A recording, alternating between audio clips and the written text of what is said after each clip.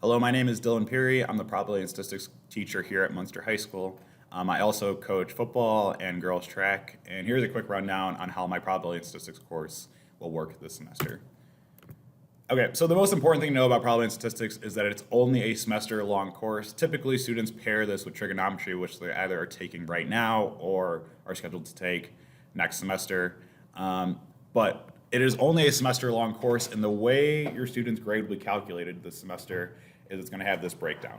It's going to be 45% how well they do in quarter one, plus 45% how well they do in quarter two, and then plus 10% the final exam. Okay, 10% for a final exam really isn't all that much. The most it could really do is like maybe move your student's grade like a third of a letter grade up or a third of a letter grade down. Okay, so if your student wants to do well in my class, I advise pretty much all of them. They got to do their work early. They got to do their work in quarter one and quarter two. Okay. Within those quarter grades, there's basically two different types of things I could give you. I could give you an assignment, or I could give you an assessment. Okay. Whenever your student sees assignments in the grade book, that basically means homework. Okay. Most of the homework we give in this class is going to be book work. There are a few what we call labs and chapter reviews completed in between. And then the bigger portion of those quarter grades goes with assessments. Okay. Assessments essentially means quizzes and tests, and you'll notice that's a much larger percentage. So if your student wants to do well, they kind of have to bring it on those test days. These weight distributions are pretty common throughout the math department this year, so it's nothing too crazy. Okay, what can your students expect in terms of homework? Homework's going to be assigned nearly every time we lecture, and these assignments are to be completed individually. Pretty much anyone that has had me as a teacher agrees that I do not give a ton of homework. These homework assignments really shouldn't take more than like 20 minutes. Typically, they can be completed in 10 to 15.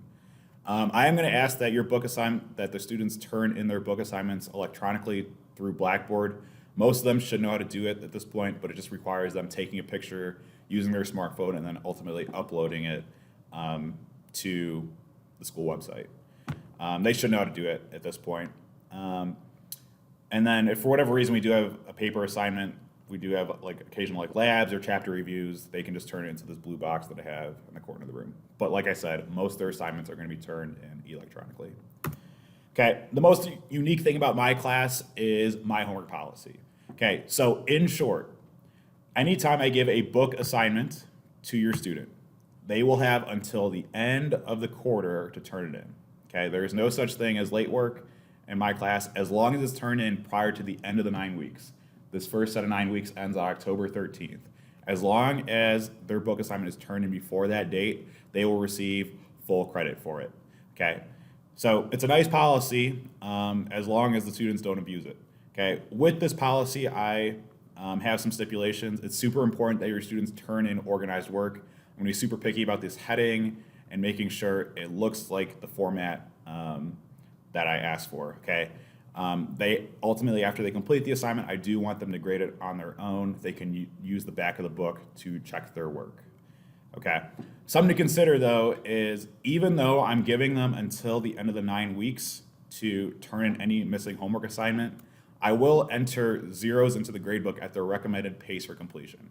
So obviously, if I give your student a homework assignment for a section, it's not the best idea to wait until the end of the 9 weeks to actually do it. Okay, what I tell the students is if I give you a homework assignment, it should probably be done in like, I don't know, 1 to 2 days. So if I don't have that homework assignment from them, I'll put a zero into the grade book, but that zero is not permanent until the end of the quarter.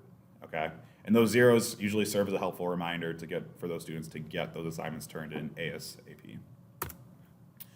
We do have some labs and activities in this class. I'm not going to get too much into it, but it goes into that assignment category that ultimately makes up 20% of your student's quarter grade. We talked about assessments. Okay, this is the biggest portion of how well your students will do in this class. Assessments typically means tests and quizzes.